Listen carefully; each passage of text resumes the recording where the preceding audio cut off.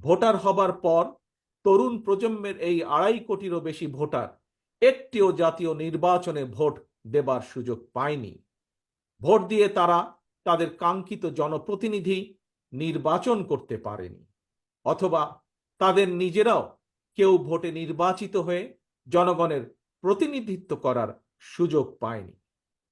BNP বিশ্বাস করে, BNP মনে করে দেশের জনশক্তির অর্ধেক নারী এবং তারুণ্যের এই বৃহৎ অংশকে রাজনৈতিক অংশীদারিত্বের বাইরে রেখে একটি বৈষম্যহীন মানবিক রাষ্ট্র গঠন সম্ভব নয়।